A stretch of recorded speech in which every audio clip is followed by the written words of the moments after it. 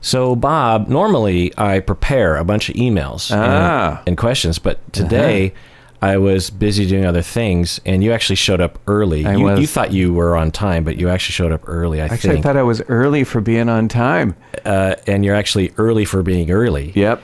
And so I didn't prepare any of these questions, and so we're going to be kind of winging it. Welcome to my world. But let's do it. What do you say? Yep. All right. So patron Robin from the UK wrote in and said, would you please consider exploring how it can be really frightening to rejoin the world after the pandemic kept many of us isolated for reasons of safety?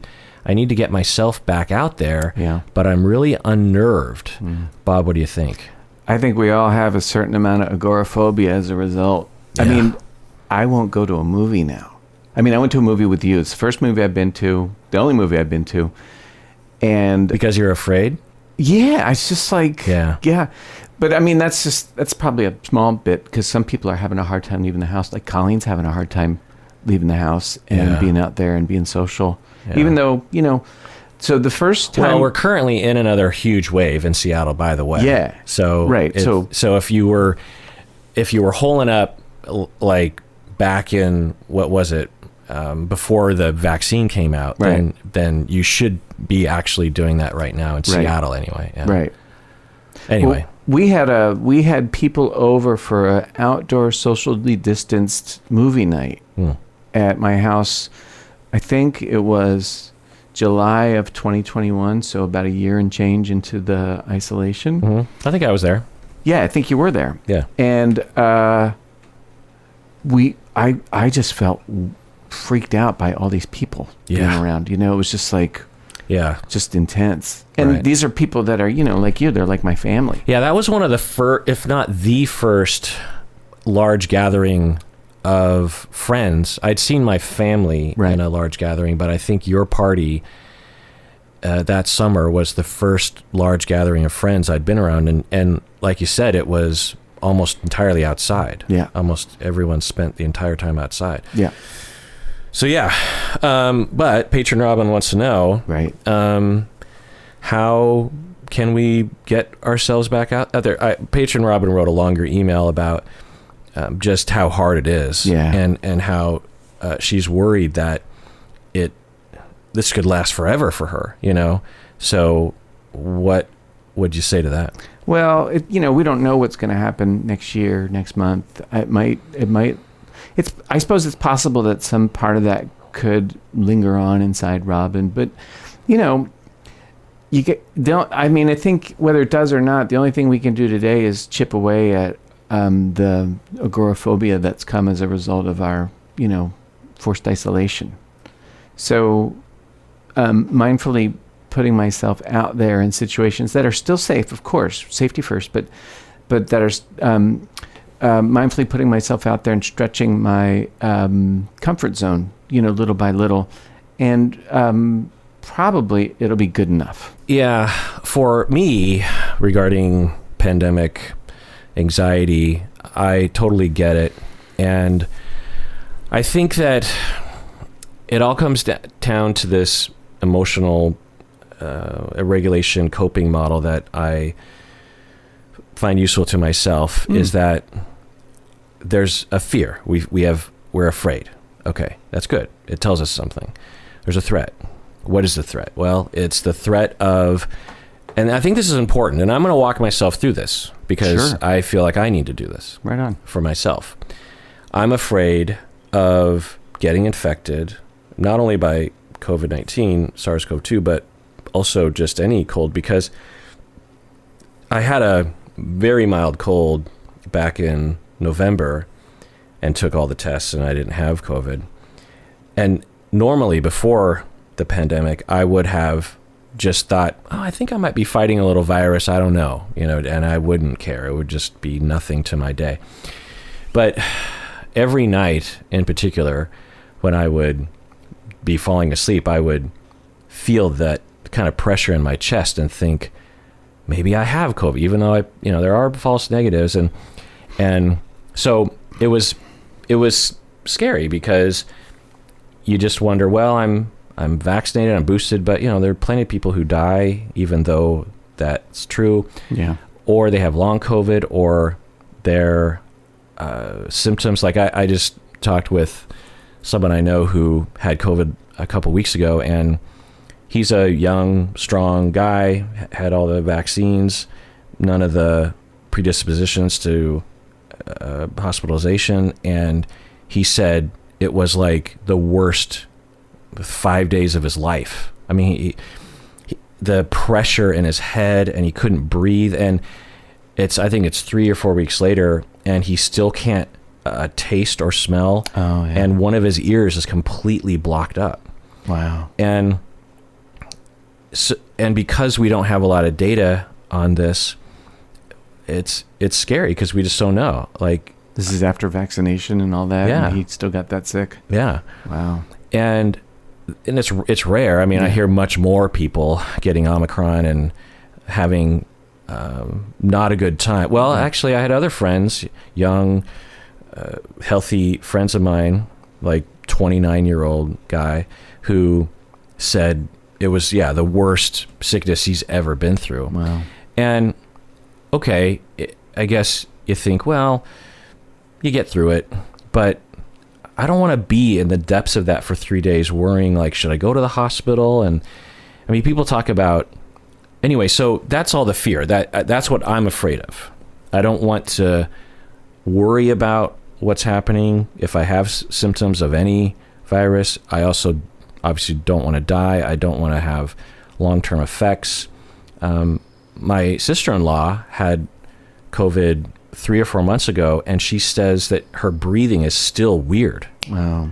And so it sounds like for some people it's permanently damaging.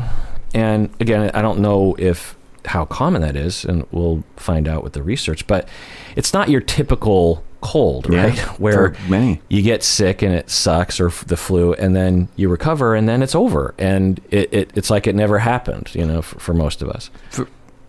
Well, wait a minute. Isn't that true though? Isn't it for most people you get sick and then you recover? Well, probably, but the rate of complications on the sort that I'm talking about is far higher with SARS-CoV-2 than with typical flu or typical coronaviruses. So that's my fear. And I'm also terribly afraid of being a vector for someone that would have long-term effects. Right. And I'm also afraid of not being able to live my life for a couple weeks or something. Anyway. Yeah. So that's what I'm afraid of. And it's a legit fear. Maybe I'm a little overblown in that region because I do have health anxiety more than other people, but that's my fear. So that's what my fear is telling me as like the other night, actually, Stacy and I had bought tickets to a show, like it's not burlesque, but it's in that direction. Can downtown.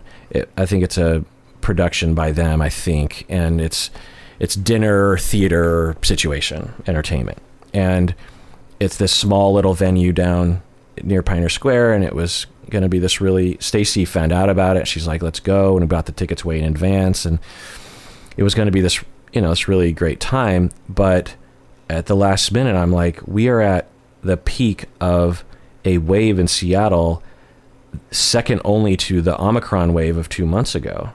The wave we're in right now is bigger than the waves we had in 2021 or 2020. So why would we be going into a small theater restaurant room with poor ventilation when we don't have to? And I asked if we could move the tickets, and they said no. And so we just ate the price because I just didn't. Yeah, I just didn't want to. It's not worth the. Yeah, and so the fear is there. Okay, so what is it telling me to do? Well, it's telling me to be safe. So I sit down and I say, okay, here's the plan. And me and Stacy talk about this, and we have through every wave and every period. And we just say, okay, we're going to, DEFCON 3 or something, where like our current policy is, unless it's really important, we don't see people in person.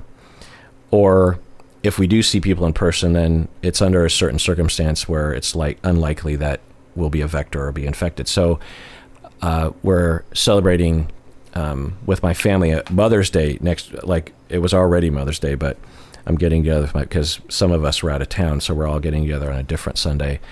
And that'll be worth it to me because I rarely see my family in sort of its entirety, or not rarely, but not as often as we used to. Yeah. And so that's worth it to me, but the play, not worth it to me.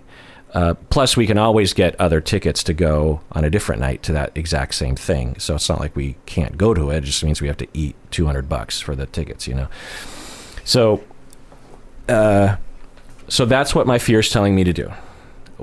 Continue to wear N95 masks inside a grocery store, scale back completely on eating out at restaurants for the time being, that sort of thing. Yeah. And then any extra, once I have established that policy, and me and my wife are totally simpatico on that, and there's no threat from the outside demanding me, I don't have a boss who says, well, you got to come into the office. I have that luxury. And so I evaluate that whole thing and kind of doing that in my head right now.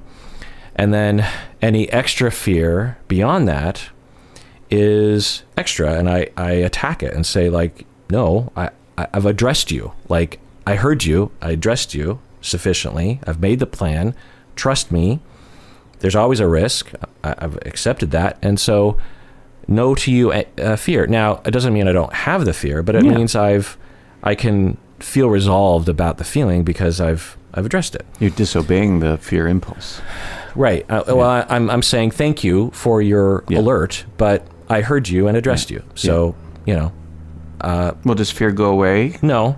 Okay. But I don't feel the urgency to address it because I feel satisfied in how I already have addressed it. You've already done all that, so it's just an artifact. It's along for the ride to the degree that it is. Right. It just is. It's there. And so there's that. But I'm not really answering Patron Robin's question. So after the wave goes away, this current wave, and actually I've had my 4th shot. Have you had your 4th shot? Yeah. Yeah. And so I feel a little more confident, but Stacy hasn't had her because she's just below 50 and she's 49, so she doesn't qualify yet, which is kind of ironic that I'm the senior in our relationship at this point, just by 2 years. But anyway, after the wave goes away and I start to step out again, that fear will be there, and I'll evaluate it differently. I will say the cases in Seattle, according to the New York Times, are such that the chance of being affected is very low. I'm vaccinated and I'm taking some precautions. And so I probably will have that fear again. Yeah. Particularly because the vaccine doesn't really work nearly as well on the current variant. And I'll look at the fear and I'll say, I heard you and I've addressed it, and this is my plan and this fits for me.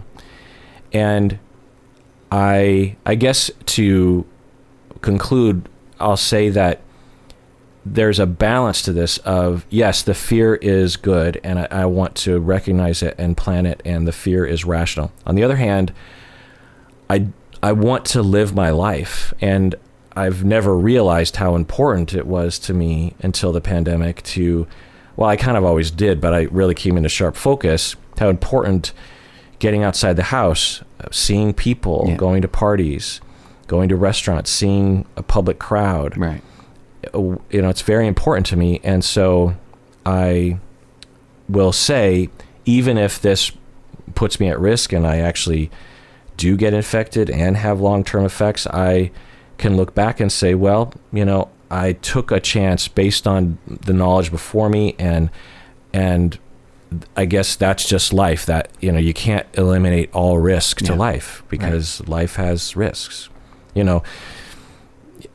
Aside from the pandemic, there's risks to staying home all the time. You could be depressed and lonely and demoralized and disconnected and lose your friends and become in a weird habit of obsessive cleanliness and virus control, and that's a huge risk as well. Yeah, there's a lot of downside to that pattern. So that's my long-winded answer to that question. Life has risk. You get in your car, you're a speeding bullet down the freeway. It's a risk that people assume. They know the chance of getting injured is not zero. Right. But right.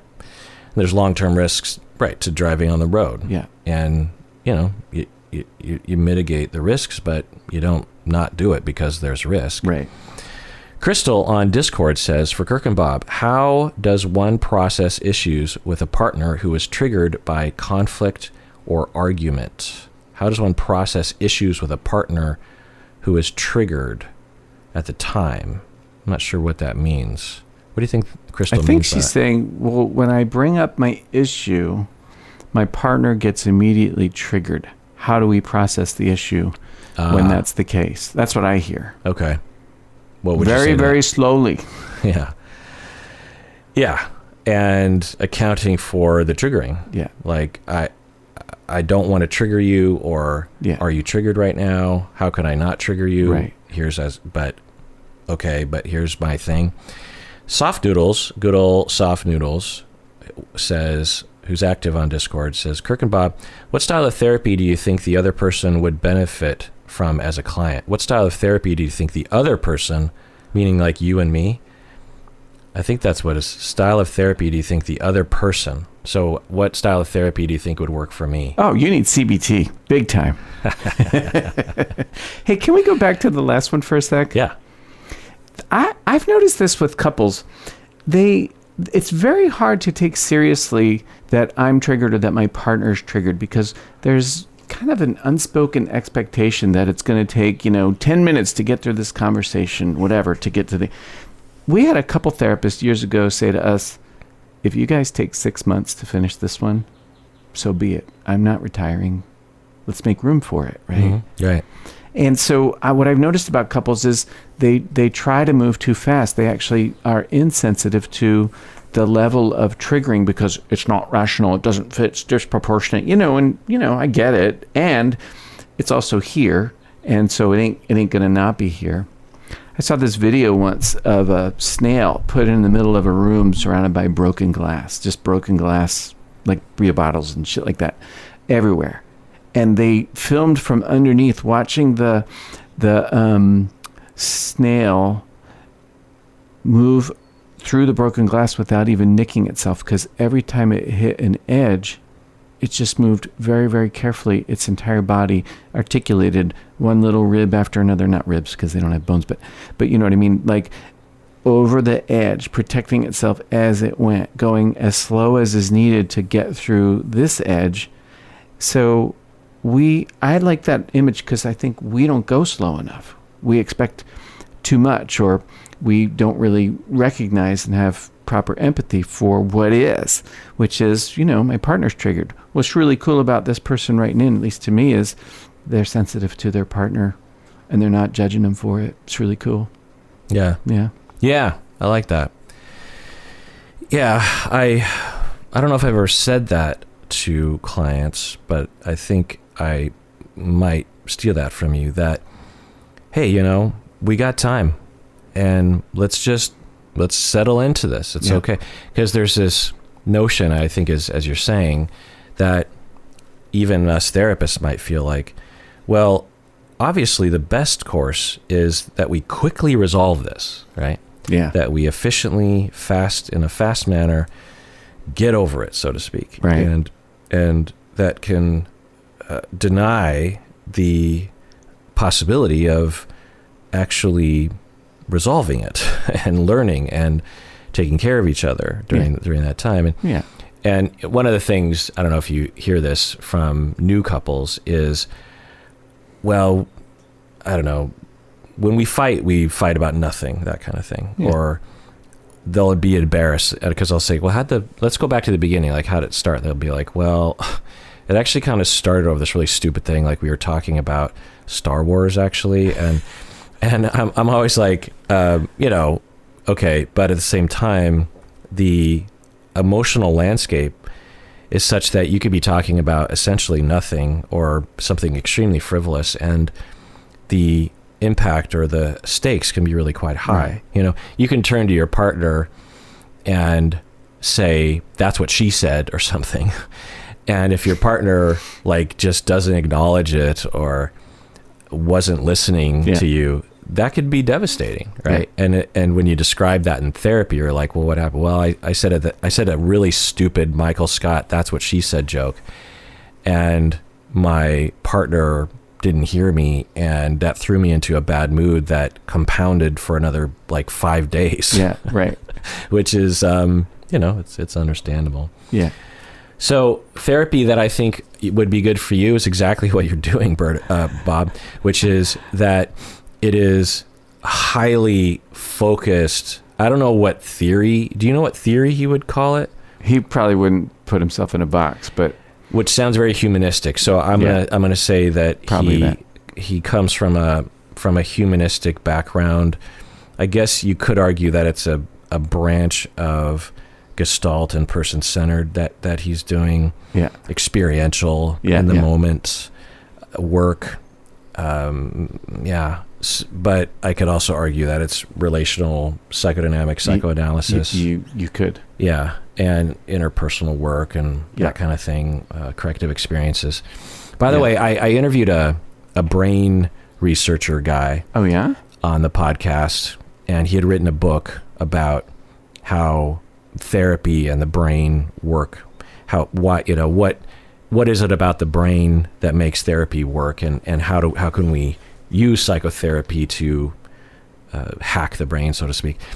And I thought that I would have a conversation with him, and I wouldn't really see eye to eye with him given my non-brain scientific way of seeing how therapy works. But when I proposed why I think people change and how and in what ways over time, it completely mapped onto his point of view. Wow. Yeah, it was really nice to hear that someone that researches memory and brain function and executive function, emotion, perception, and the cutting edge research around that actually fits within the model of, in the beginning, when you're trying to alleviate immediate problems, it's about awareness and emotional regulation. And so there's a fair amount of awareness and skills and properly interpreting what's happening in the moment such that you can have some control over it and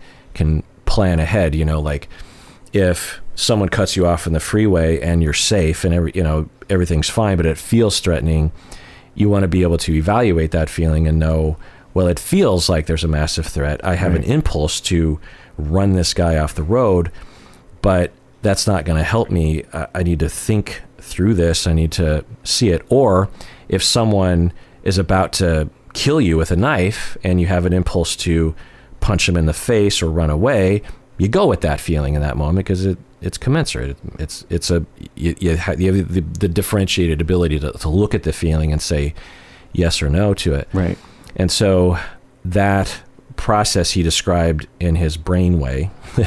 And then when I proposed corrective experiences, that also mapped onto how memories are encoded and how they're morphed and changed over time, and how a big part of trauma recovery or just schema recovery has to do with how our brains encode memories and how you can alter that over time, and how these memories will inform the way we see things. It was a whole complicated thing. So I don't know, it's just kind of nice to have that, because often when I talk about the way I see how therapy works, it doesn't always map onto the way other people see the change mechanism, It's encouraging when that's the case, eh? Yeah. But anyway, so I would say the perfect therapy for you, Bob, is,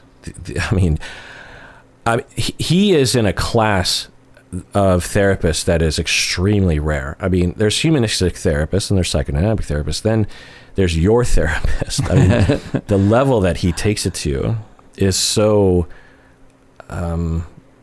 extreme is the word I'm using it, but it's what absolutely is, from my understanding, the most helpful concentrated model of therapy for you. And so I think you really lucked out. I did. I did luck out. Yeah. But, next question is Chlorify says, Dr. Kirk, what is your favorite topic that you like talking about? And what's Bob's favorite topic that you like talking about? Are they thinking like therapy-wise or psychology-wise? On the podcast, maybe? No, on the podcast. Yeah. What's your favorite topic that you like talking about? We'll do both. So on the podcast and at a dinner party. Oh, at a dinner party. Sure. I wouldn't even know. I'm a good listener.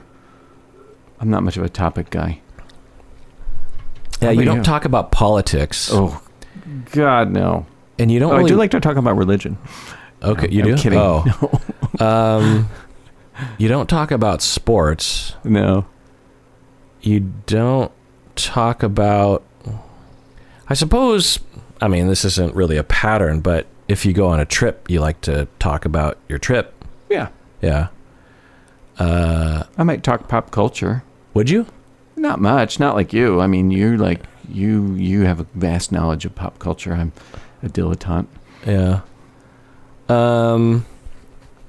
Golly, yeah. I'm trying to think, like, because you're not really a topic person, and you also don't really insert yourself. You'll participate. I crack jokes. That's I think it's... Yeah. Yeah, if I was to actually, if it's not a topic, but it's an area of conversation, you're a wisecracker. Yeah.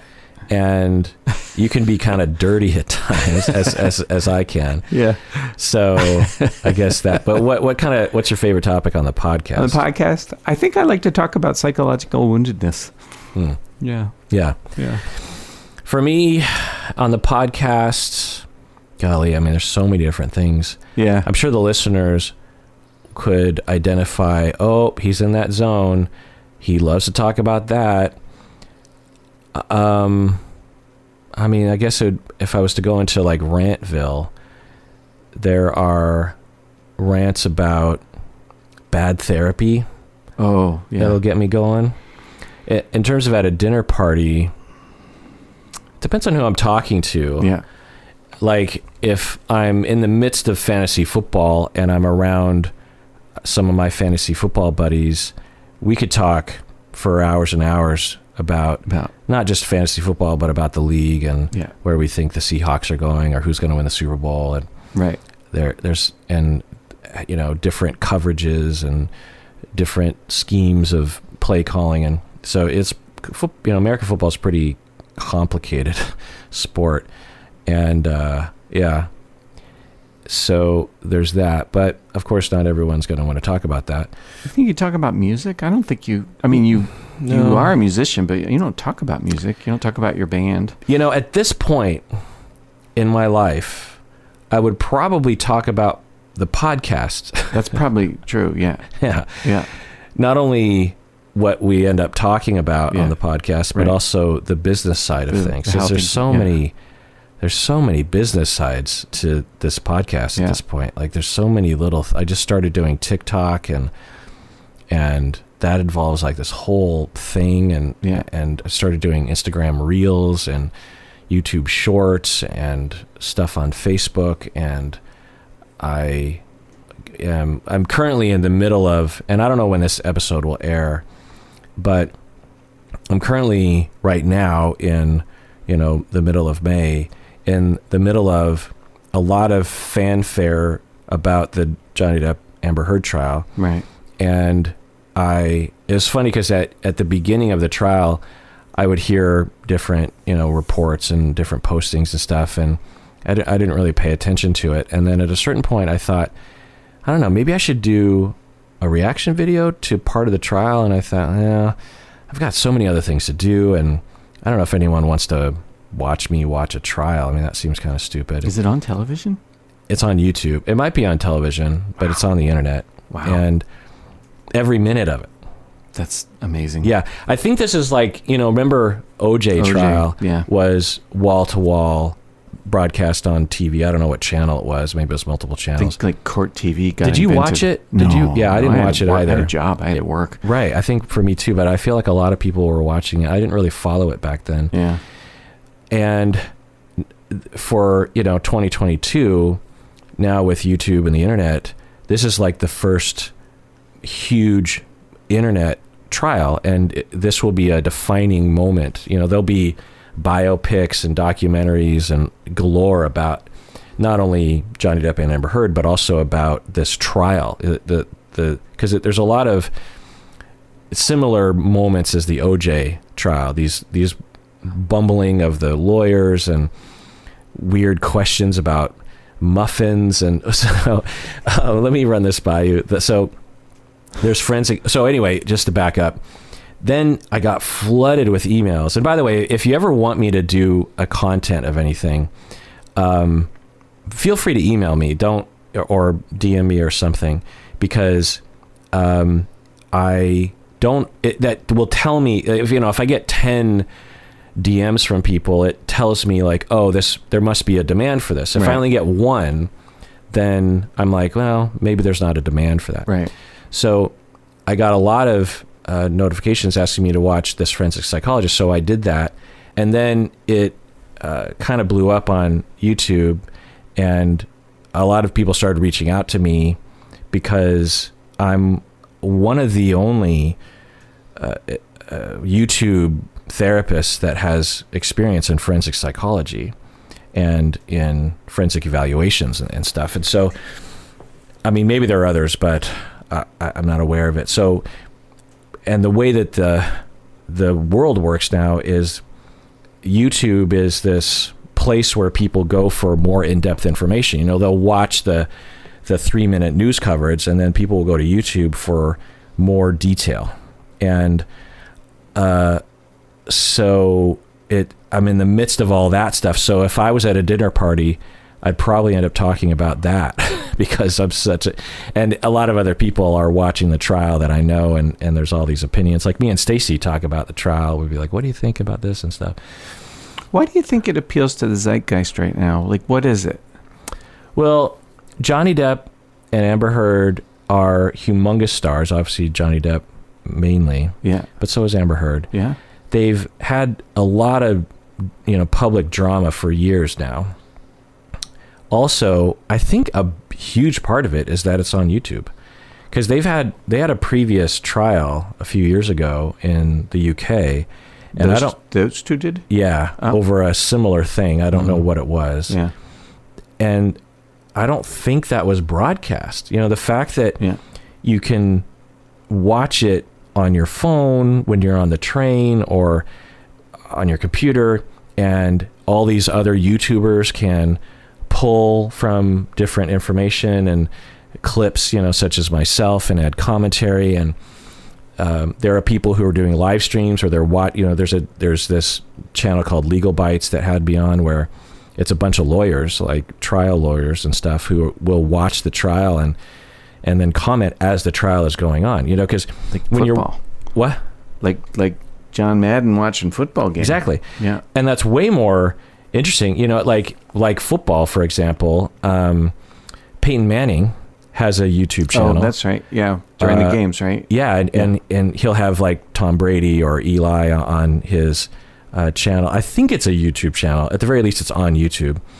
And they'll watch a game. Yeah. And it's so much more entertaining to watch that, because Peyton Manning, of quarterback, he'll comment on things and be like, oh, that's gotta hurt. It doesn't look like that hurts, that the way that QB was just sacked, but I know that see the way he just got up, like, yeah, I've been there. Yeah, like you get this really in-depth commentary, right, way better than you would get from the regular commentators.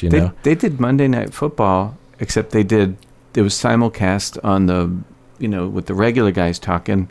Al Michaels, I think, is the Monday night guy. Oh. And then Eli and Peyton. And then occasionally, but I never watched them. Next year, that's what I'll do, is I'll put Eli, no offense, he's kind of a dunce. But Peyton is hilarious and smart, and he's like a Tony Roma kind of guy who knows his stuff and knows how to explain it to the crowds. And anyway, so I think that's why it's blowing up. 1, 2, involves a lot of our traumas. A lot of us have been through relationships at some point in our life when we felt we were being attacked and wrongfully accused of something. And so it's this, canvas upon which we're all projecting onto things that we've been through. And there's a lot of people who have been abused and been victim shamed. And this case, it just has all of that. It has all of that, all those elements in loud proportions upon which all of us can get wrapped up in terms of our own issues. It's a ton of schadenfreude for people to watch super famous, beautiful, privileged, rich people just be destroyed on the internet, And there's pockets, like there's a certain incel, anti-feminist guy pocket on the internet that loves to attack Amber Heard in an unfair way, in my opinion. So there's little pockets that also have motivations that aren't necessarily the mainstream. But anyway, yeah, so that's what I would most likely be talking about at a dinner party. Let's take a break, Bob. When we get back, more questions. What do you say? Yup. All right, we're back from the break. Let's do an OPP, an old patron praise, for those people who became patrons all the way back in April of 2020. Wow. The beginning of the lockdown. That's right. We have Lacey from Redmond. I wonder if that's the Lacey I know. Anne from Fort Worth, Texas. Wow. Anna from Boston, Mass. PL from God knows where. Jill from Royal, California. That's a nice town. Royal, California. Jasmine from La Habra, California. Caitlin from Greenville, South Carolina. I think my ancestors might be from that region. I've been there once. I have Quaker ancestors from the 16 and 1700s. You ever been to a Quaker meeting? No. They're really cool. Really? Yeah. I knew a Quaker. I had a colleague who was a Quaker. Yeah. And she looked like a Quaker, if that says anything about it. I'm not sure what that means. Natural. Very natural, tall, Scandinavian, nice therapist. Actually, Katie from Tallahassee, Florida. Yeah. Marcalisi from New Jersey. Wow. Dorothy, Kathy, Greta from God knows where. And Veronica from Toronto, Ontario. Thank you so much. Oh, and by the way, PL is a upper tier patron. Thank you all for being patrons, staying patrons through the pandemic. Which continent do you have the fewest patrons? Antarctica. Okay. But beside that, maybe Africa. Africa. I don't hear a lot of patrons from Africa. South America. I would imagine there's more South American patrons than there are African, because you got Brazil and Colombia, those kinds of places. But yeah, they would be close, right? I'm guessing. But yeah, I don't know if I have those data. But back to our questions here. Sure. Let me open it up so I can see the questions. Winter Night on the Discord Short Questions channel says, have you ever been afraid of being physically hurt by a client, Bob? Oh, let's see. Yes. When I was young and first moved here, I worked at a mental health clinic that provided case management to folks with chronic mental illness. So our client population were folks with schizophrenia and depression and bipolar disorder. That would be the vast majority. We had some other kind of diagnoses, but those are the main ones. But I remember once I got a client who came out of the legal system. He actually came out of prison, and he scared me. He was very quiet, and he had a history of violence. And I used to get in the car with him, and we'd go to places wherever. And what kind of history? I don't remember. That like you knew that he had assaulted people. Yeah. And one time he said to me, "You're scared," and I said, "Yeah," and he just sort of said to me, he said, "Relax."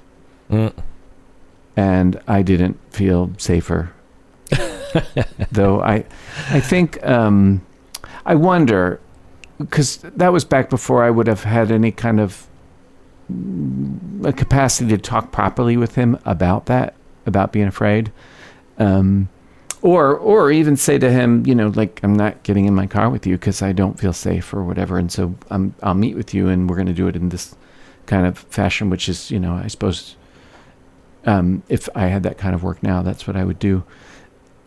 So, it would have been cool to be able to talk about that and to, you know, assess real risk, because being perceived as potentially violent because you have a violent history could be really painful to the person. Absolutely. But do you think you were also picking up on a vibe? Yeah, he was a scary dude. Like he had a aggressive tone to his demeanor? Yeah. Yeah. Yeah, I don't think I've ever been afraid. I can't think of a moment where I was afraid of being physically hurt by a client. I'm guessing there were times when I was a little afraid, but nothing's coming to mind. I tend not to worry about that. I think it's a little irrational based on the fact that growing up I was such a large kid compared to my, you know, peers, that when people would attack me, I always had the upper hand pretty easily, or at the very least I was at the same level as them. Yeah. Although I was bullied by an older kid for a half an hour straight while he abused me mentally, physically, and emotionally, and that was a pretty memorable moment. Yeah, I remember I guess, I don't know if I ever told this story in the podcast before. I know his name to this day. So here's I must have talked about this in the podcast, but I walked home from school. I walked to and from school. It was a mile from home, and elementary school and junior high. So from kindergarten through 8th grade, I always would walk about a mile. And sometimes I'd be walking by myself. So kindergarten, I walked with my sister. But 1st grade, my sister was at a different school. So imagine you're 6 years old and you're walking by yourself to school. Occasionally I would, you know, meet along the way other people that lived along my route of walking. But just imagine. That's pretty young for that far. But that was the 70s. Nobody had their parents drive them, and the buses wouldn't pick you up if you were within a mile of the school. You lived too close, yeah. So everyone, and it was probably, I don't know, half the school lived within a mile of the school, and so half the school walked without, and I never saw parents. I never saw any adults. It was just complete, you know, you're on your own, kid. Yeah. And anyway, I'm walking, and 99.99% of the time, everything was fine. Yeah. In fact, on the way to school, it was kind of like recess. You got to play with your friends on the way there, and never owned an umbrella. So that tells you that, you know, people think, oh, it's always raining in Seattle. It's not really. It's more accurate to say it's always cloudy in Seattle.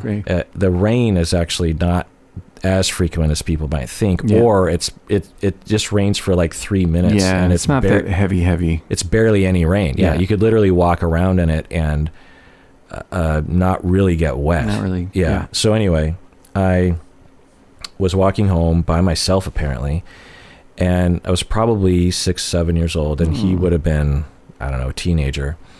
And this is when all the teenagers wore a lot of denim, you know, a lot of Levi's jackets and pants, and he took off his Levi's jacket, and it has those metal buttons. Oh yeah. And so he had a crush on my sister, and everyone kind of knew that. And he was a bully, and he would try to bully / crush on my older sister, and my older brother would have to pound him sometimes in defense. My brother's not a bully by any means, so for him to do that, it was defensive, self-defense. But anyway, so I don't know, maybe that was why he targeted me this one day. But he didn't go to our school. He was way older, and he walked me all the way home, and all the way he's beating me with this jacket, and I'm crying the whole way. Yeah. And I remember thinking, I can't get away from him because he's bigger and faster. And so I'm just walking. I'm like this walking prisoner in this weird way. Yeah. And I'm like, is he going to let me walk into my house? You know, because he lived pretty close by to where I live. So he's beating me and I'm crying. And then when we would walk past a driveway where we might know them, like there was our PE teacher lived along the route, and as we would cross his driveway, he started to say nice things to me. He's like, oh, because I'm crying. He's like, oh, are you okay? So it looked like he was consoling me. And then as soon as we were out of sight from that driveway, he'd start beating me again. So I get home and I tell my parents, or tell my mom, because my dad wouldn't have been home by then. But then when my dad got home, my mom told my dad, and my dad immediately walked me over to their house. My dad pounds on the door, and the whole family kind of comes to the front door. It was a split level. I'll never forget. Oh yeah. And my dad, and I'm tiny. I just remember thinking, like, everyone's so big, and the bully and his older brothers were even bigger, and my dad is pissed, and he's telling Mike's dad, the bully's dad, about what happened. And I'll just never forget, because in my head I thought the dad would be like, get out of here or something. But the dad turns to Mike, and I mean, this is all in my head, so who knows, but I was like, oh my God, he's going to get pounded by his dad. His dad is going to, I think his dad's going to beat him. The look on his dad's face said a lot. And instantly I was like, oh, Mike has it worse than I do. And I mean, I don't know if I made the connection between a bad home life, or I think I might have a little bit. Might have, yeah. And immediately I thought, like, pity for the bully because of what I saw. And I remember that really helped me immediately to sleep at night, of like, oh, like, I'd rather be me being that one time bullied by Mike than to be Mike himself. Yeah. Like, Mike does not look like, it felt like justice, but almost like too much justice was happening or something. And he never bullied me again. Yeah. So there's that. Anyway, I can't remember a time I've ever been afraid, but I have been attacked by clients. I had an autistic kid just out of the blue, without any warning, just punch me in the middle of the face. Damn. Hard. Yeah. I mean, wow. he was, I don't know. So, I mean, long story short, he was perseverating on something and wanting me to do something, and I couldn't, because my job wouldn't allow for that. And I was used to telling him that I couldn't, and normally he was fine with it, but this, I don't know what happened, but this time it just did not agree with him, and he just boom, and I guess I didn't recognize the signs or the escalation signs in him prior to that, and I might have been a little flippant about it, and just like, I can't do it this time, or I don't know. And so there was that. Wow. And then there was another time where a 5-year-old was very physically out of control, and it was family therapy, and I was there with the parents, who incidentally had a lot of drug and alcohol problems. And I was in the beginning of my stint of therapy with them, and the kid was being violent with the family and me. And I can't remember exactly how I got here, but I ended up doing a therapeutic hold on him. Yeah. So I remember that moment, but I can't really think of another. Anyway. Yeah. But I think that one, of course, as men, we have the privilege of not being targets, and also the privilege of having, I don't know, the confidence in our physical abilities or something to defend ourselves. but mostly we just tend not to be targeted by predators. And so I want to say that. And also the privilege of not working with certain clients that are likely to be threatening in that way. So most people with chronic mental illness are not dangerous. No. You would want to watch out if someone were having command hallucinations to either hurt you or hurt somebody else or hurt themselves. That would be higher risk. But most people with chronic mental illness are not dangerous folk. Right. But if you're going to work with that population, the chance of you coming across the odd client who does have some kind of issue, like you could be manic and go down a rut of a way of thinking, or I did have one client who was bipolar, and it was rare that I would actually work with a client that was legit bipolar, meaning that they weren't just misdiagnosed. And he, for the number of sessions, was getting more symptomatic, and I was trying to get him to, take his meds, or I can't remember what it was, but it did feel scary to be around him. Because he would talk about how every session he would talk about how he would get in these really highly violent fights at work. Ooh. And he worked, I won't say where he worked, but it was with another bunch of rough men, guys who probably are used to that kind of thing. And I think he took a bat to someone's head.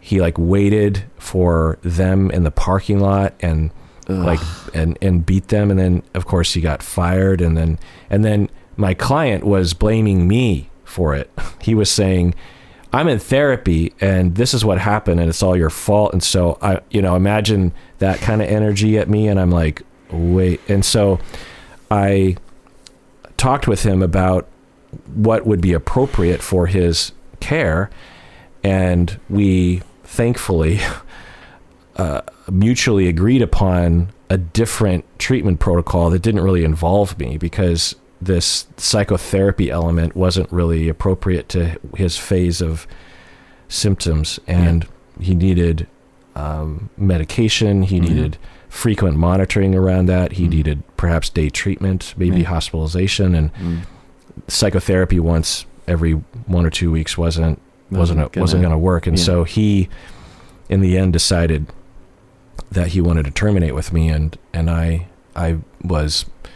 felt, like, as long as he follows the recommendations, he's being served. And I'm also personally a little relieved that I don't have to have that feeling anymore. And I had maybe 5 sessions and saw no growth. There wasn't really an opportunity for psychotherapy to have an effect on his symptoms at that point.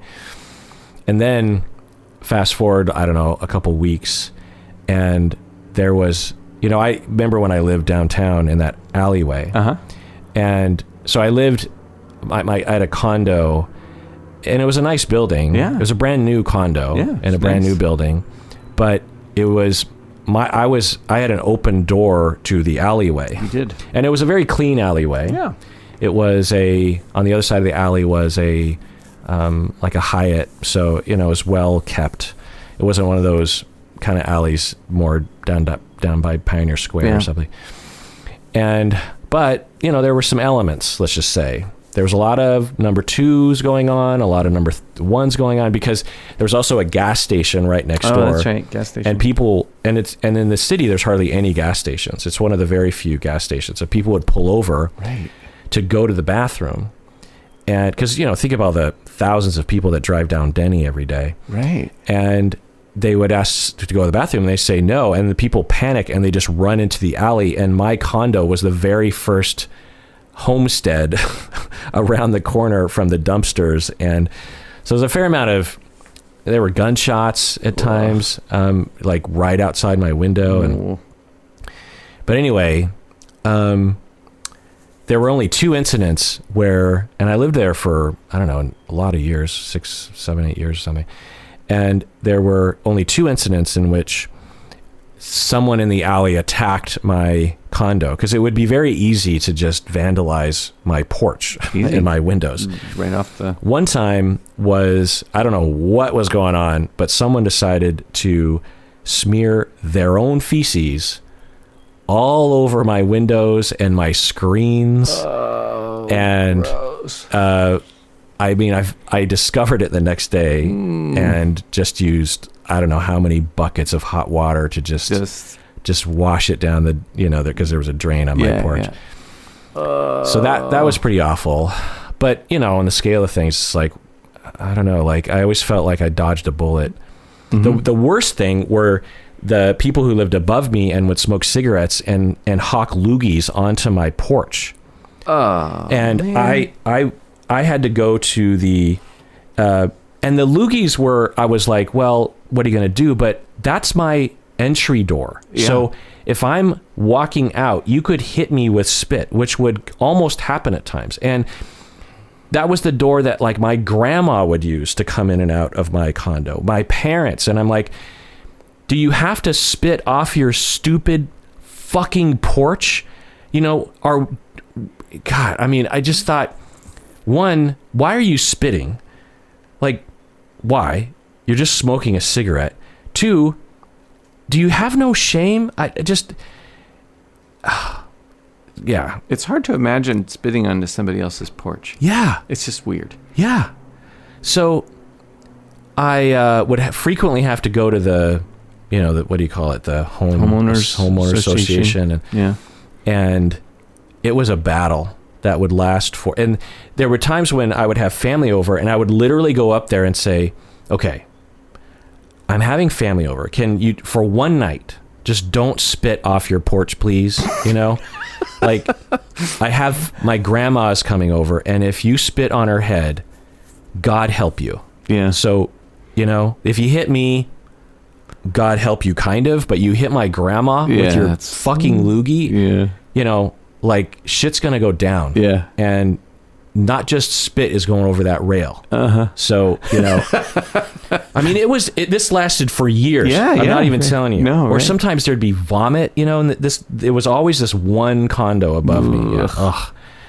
So, eventually though, because they were renters, so someone else owned it. Yeah, yeah. And eventually I got the owner who eventually, and who was from the beginning, once I got a hold of him, was very sympathetic to me.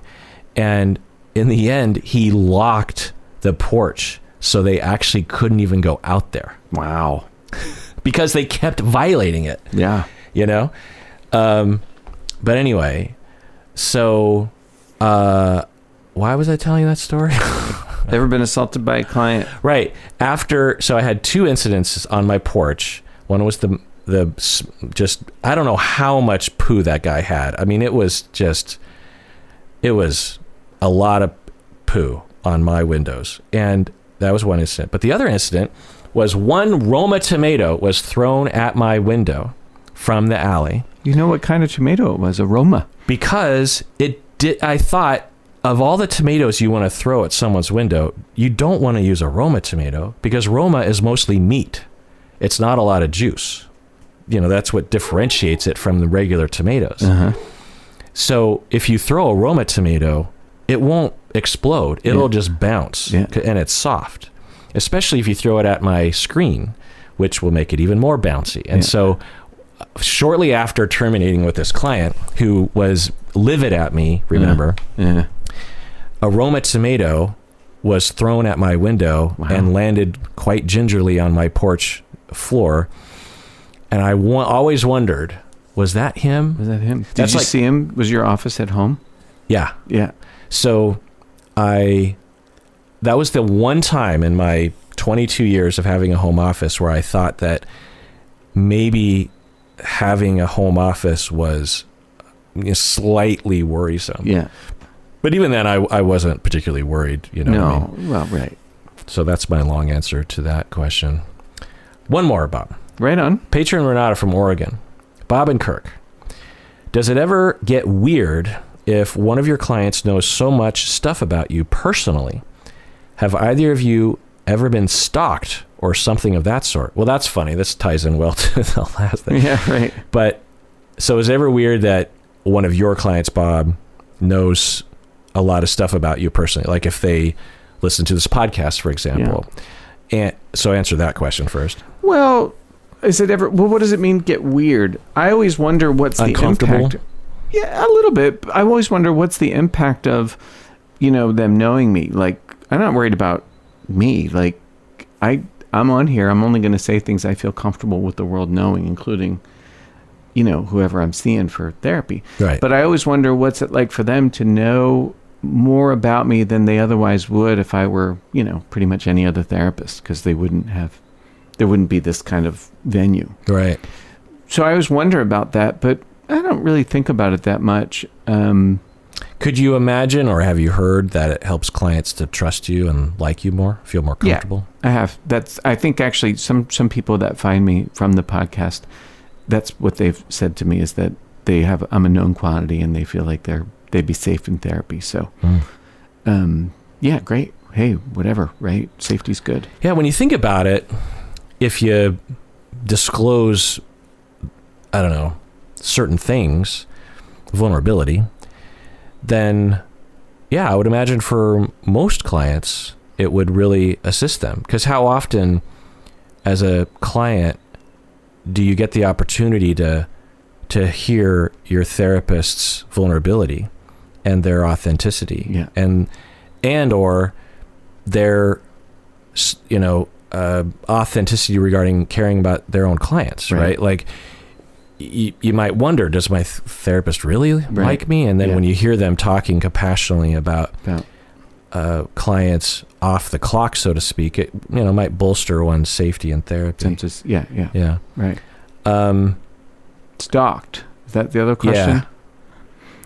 Yeah. I got a different kind of relationship with that notion. I only have one phone, so if you call me, you're calling my personal phone. Mm-hmm. I don't really get all that squirrely about people calling me, after hours. Yeah. But I've never been worried about a client who had an interest in me beyond, our time in the office having therapy. And I can think of a person I saw many years ago who was interested and curious about me, and so would look me up on the public record thing and knew my address, and would I think maybe find my profile on Facebook. Not a whole lot there because I don't understand Facebook, so I don't go there that much. Would and would tell me about it, and I'd say, "Have you ever driven by my house?" And he said, "Yeah." I'm like, "Oh, did it help?" "Oh, I don't know." "Oh, well, do you want to park outside my, on my street?" And I know somebody who, because they have a connection with their therapist and it's the only real connection they have in their life, will occasionally do that. Just park down the street from their therapist's office and watch her house. And I happen to know that person. I happen to know both those people, and she's lovely. Mm-hmm. The client. Yeah. And I wouldn't have any problem with, this person I'm thinking of, I wouldn't have any problem with them parking outside my house if it for somehow made them feel better. And I would also talk about it with them, what is its meaning? What is its value? What is it doing for you? My guess is that person was just super lonely and disconnected from meaningful contact. Yeah. From the world, and so, or people in the world, so that's what I was to them. So I don't really care. Mm-hmm. Somebody needs to do that.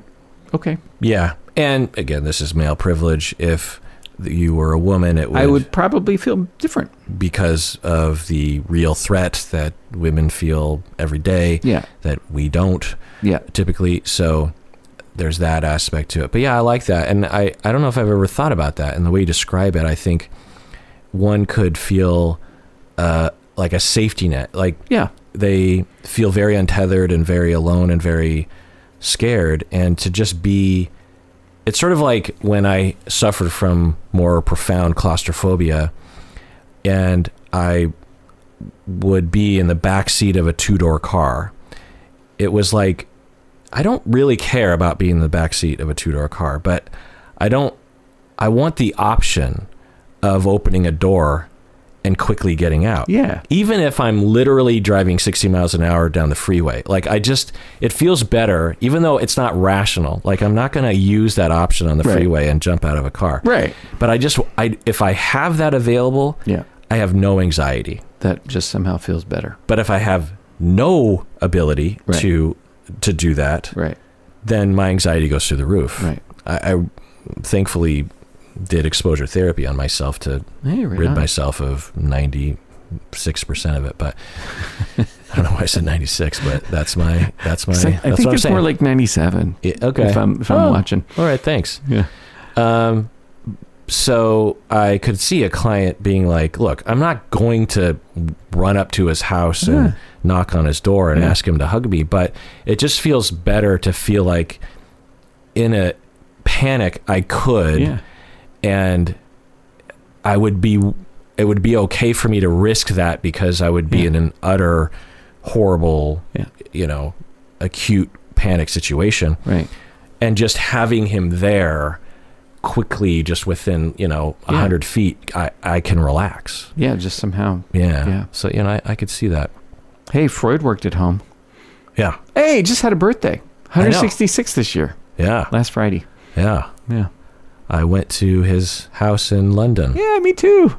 Yeah, that's right. That's right. Yeah, I went there because you went there and you're like, oh, yeah, it's in London. I'm like, oh, I didn't know that. It's pretty cool, right? It is. It's amazing. Yeah. They turned the whole house into a museum. Really beautiful house, too. Yeah. And there's did you get a walking tour? Oh, well, not a formal one, but we walked all over it. Oh, okay. Yeah. And they have little installations, like there's an Anna Freud thing, and then there's like recordings of him talking. The film room. Yeah. Yeah. And then there's his office, which is like office. Preserved. Just so cool. Yeah. So, yeah. For me, does it ever get weird if one of my clients, it gets a little, not weird, but when I'm working with my clients, I want to know what they know about me, I guess. Uh-huh. And every once in a while, so if I know someone listens to the podcast, as I'm approaching a client, there's nothing weird about that. The fact that, because like you, I never say anything in the podcast that I wouldn't also say in therapy. Yeah. Or disclose to a client, right? And so but if I ever have a client who reveals to me, like midstream, that they've listened to the podcast, there's like a 3-minute weirdness. I'm like, wait, because I have to reorient myself to them. It's similar to, I would have students or just friends like this, where I would be working with a student or hanging out with a friend or a family member I haven't seen in a while, and operating on a certain wavelength. And then all of a sudden they say, oh, I listen to your podcast all the time. And I'll be like, wait, what? Because if they've listened to my podcast, they know so many things about me. Sure. Like and it really, I have to shift in my mind to take that into account, sure. Right? Because if someone doesn't listen to the podcast and they're a student, for example, and they were to ask a question about attachment style, I would start from the beginning. Yeah. But if they listen to the podcast, I don't have to start from the beginning. Yeah. I can say, well, as you know, and then I might just go a little bit more advanced. And I don't like that feeling of, if I'm talking to someone, talking to them like they don't already know the things that I've probably already taught. You know what I mean? Yeah, I do. But it only lasts for a few minutes, and I just have to kind of reorient myself. In terms of stalking, yes, I haven't been stalked by a client, but I've been stalked by listeners, and that's no fun. For anyone who's been stalked before, I don't want to go into detail, and I don't know if I ever will, but that's an unfortunate aspect of being an H-level celebrity, if you will.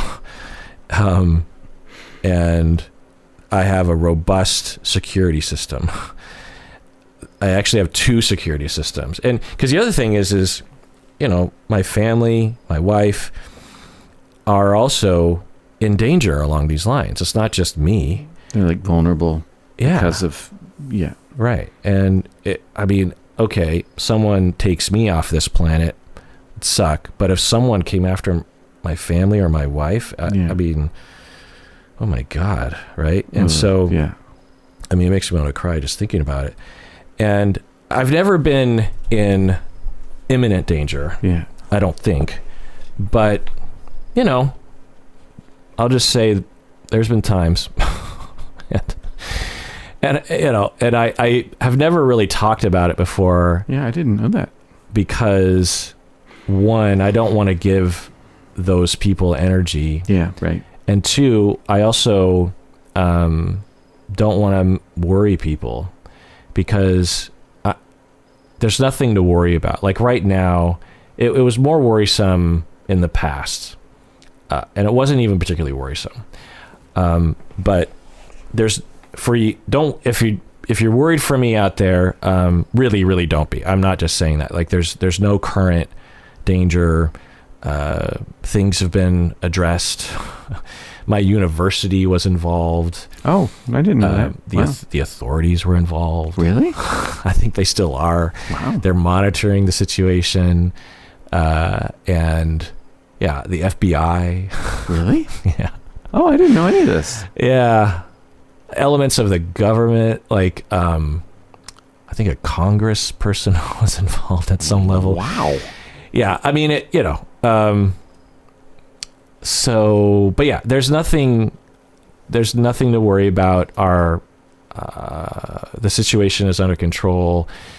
The individuals are not making any current, kinds of gestures or threats or indications. I have like I said, a very robust security system. Yeah. Namely my loud dogs that will absolutely alert us if something happens. So yeah. Yuck. It's fine. I don't good. lose sleep. Yeah, no, it looks like it's okay. Everything's okay right now, but that sucks to have that go through such a thing. Yeah. Yeah. Yeah. And of course, you'd be a bad friend to not say that, but, and thanks. But at the same time, like, I don't know. I feel like I just want you to know, Bob, and everyone else to know that I at no point was afraid. I don't know why. At no point was I actually worried about like something happening. Male privilege thing, maybe. Totally, but also I understand.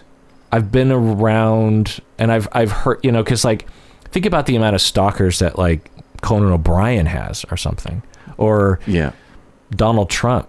And I mean, of course, Donald Trump has a security team, but Conan O'Brien doesn't. I'm sure he just has like, I'm sure he doesn't have like personnel that watch his house. He probably just has like a fence and a security system or some kind of alarm. Yeah. And he, and all the thousands of other celebrities. And occasionally there is a moment like George Harrison actually got stabbed a bunch of times because a stalker got into his house. Yeah. But that's really rare. Really rare, yeah. And so the whole time I thought there's really a low chance that this will escalate into something real. Right. And I also have a friend from childhood who worked in, I don't know if he worked in the CIA or I don't know, some kind of government thing that is very vaguely described. But since then, for the last 20 years or so, he owns his own security company. Wow. And a big part of what he does is he works for like the Bill Gates of the world and these people when there's a stalker. And so I've talked with him at length about what he does. And it's so interesting because what he has found that works and the perspective that works is that the individual that's doing the stalking is almost all the time delusional or manic or something. And so you don't have to, because I thought what a security team would do is they would go after him, threaten them, rough them up, say, we're watching you. Right. But he was saying that's the opposite of what you want to do. What he does is he actually contacts their support system and says, did you know that your brother is doing X, Y, and Z? We can help. So let's build a treatment team with us and you, and Bill Gates will help, and we'll get the person the help that they need. Wow. And that's the model that works for these people. Makes sense. Yeah, it makes total sense, right? So even if it's not a mental illness, if they're just really in despair or kind of confused or something, that when these individuals have a support system and a connection to their family and friends and other professionals, the stalking goes away. And so hearing that also makes me, because if you watch movies, it's a totally different thing. Oh, yeah, because it's all about making a movie, an action movie usually. Right. So, Some psychopath. This is actually quite boring. Right. Can we help? It's not really. Yeah, because, security team that specializes in stalkers, you think like special ops and night vision goggles and stuff. And it's like, no, we're basically kind of like a treatment coordinating team. Yeah. We're like this compassionate alerter, if you will, to the family of just like, hey, I think your family member might be suffering. Can we help? Yeah. Anyway. Right on. So, God. I've been avoiding talk because it's been going on for a long time. Oh, I didn't know that. Years, yeah. You never mentioned it. Well, I don't even like to say it out loud because I also don't like to tell details to Stacy because she can get really anxious at times, and so sometimes it's just like I'm not worried. I'm taking care of it, and good. So and I'm sure it'll continue to happen. I mean, that's just, I think, the price you pay. And what are you going to do? Yeah. Life is not risk free. Yeah. In the same way that I can't do something humiliating in public without worrying that someone will be taking a picture and posting it on the internet. Huh. You got something in mind? Well, I mean, in the past, Bob. I mean, my God, right? All right. Well, that does it for that episode of Psychology in Seattle. Everyone out there, please take care of yourself because you deserve it.